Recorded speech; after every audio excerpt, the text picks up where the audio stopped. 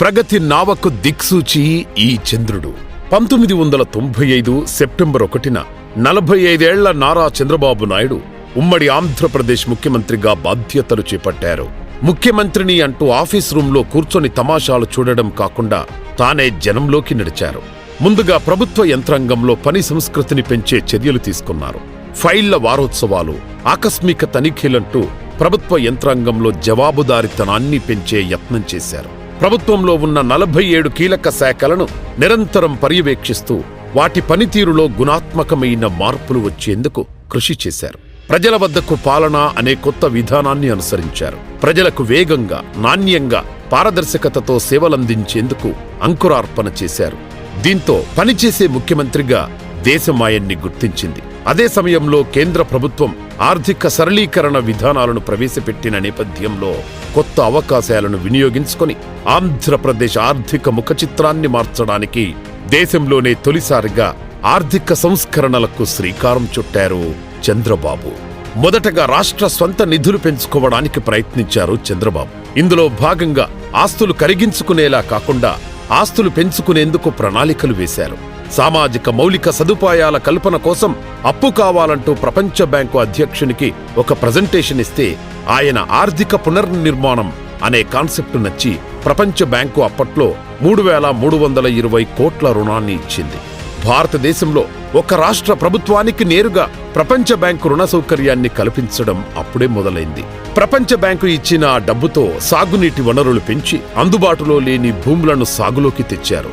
రైతుల సాగునీటి సంఘాలు, చెక్ డ్యాంలు, వాటర్ షెడ్లు, వన సంరక్షణ సమితులు ఇలాంటివి వ్యవసాయ రంగంలో కొత్త ఒరవడిని తీసుకొచ్చాయి.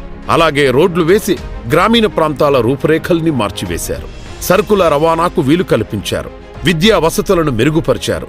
గ్రామీణ ప్రాంతాలలోని వనరులన్నింటినీ వినియోగంలోకి తెచ్చి ఉపాధి అవకాశాలను కల్పించడం కోసం డ్వాక్రా స్వయం సహాయక సంఘాల్ని ఏర్పాటు చేశారు.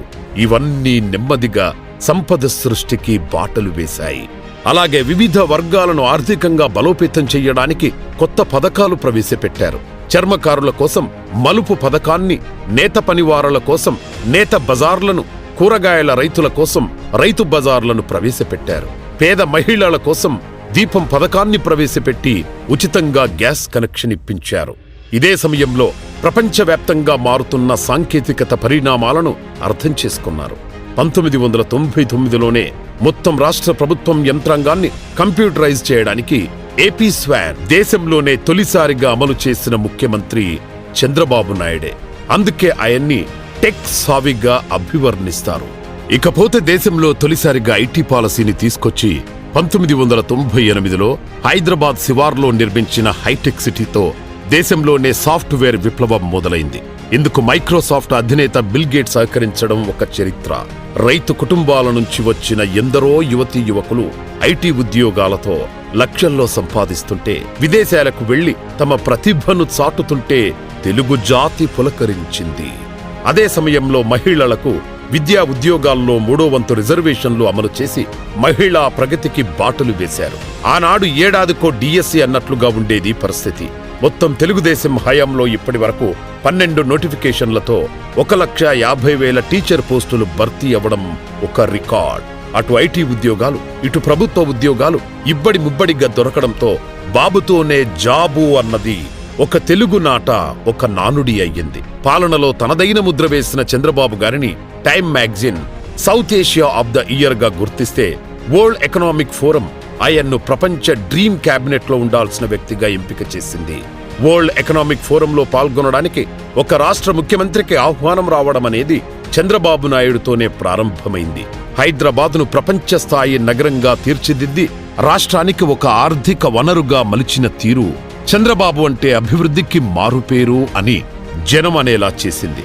అంతర్జాతీయ ప్రమాణాలతో ట్రేడ్ షోలు, కార్పొరేట్ సభలు, సమావేశాలు ఏర్పాటు చేసుకునేందుకు వీలుగా నిర్మించిన హైటెక్స్ కన్వెన్షన్ సెంటర్ పార్టీలతో సంబంధం లేకుండా కీర్తిశేషులైన మాజీ ముఖ్యమంత్రుల స్మారకంగా బ్రహ్మానందరెడ్డి పార్క్, వెంగళరావు పార్కుల నిర్మాణం, ఆప్రో ఏషియన్ గేమ్స్ నిర్వహణ, ఆ సమయంలో జీఎంసీ బాలయోగి పేరు మీద నిర్మించిన గచ్చిబౌలి అథ్లెటిక్స్ స్టేడియంల వంటి నిర్మాణాలు, ఎంఎంటీఎస్ సర్వీసులు, మీ సేవా కేంద్రాలు వంటివి ఆయన హయాంలోనే ప్రజలకు వస్తే చంద్రబాబు చొరవతో హైదరాబాద్కు వచ్చిన Shamshabad international airport, outer ring road, metro రైళ్లు ఆ తర్వాత అందుబాటులోకి వచ్చి హైదరాబాద్ను విశ్వనగరంగా మార్చాయి. ఈ రోజుతో చంద్రబాబు గారు ముఖ్యమంత్రిగా మొదటిసారి బాధ్యతలు చేపట్టి 30 సంవత్సరాలు పూర్తయిన సందర్భంగా ప్రతి తెలుగు హృదయం ఆయనకు అభినందనలు తెలుపుతోంది.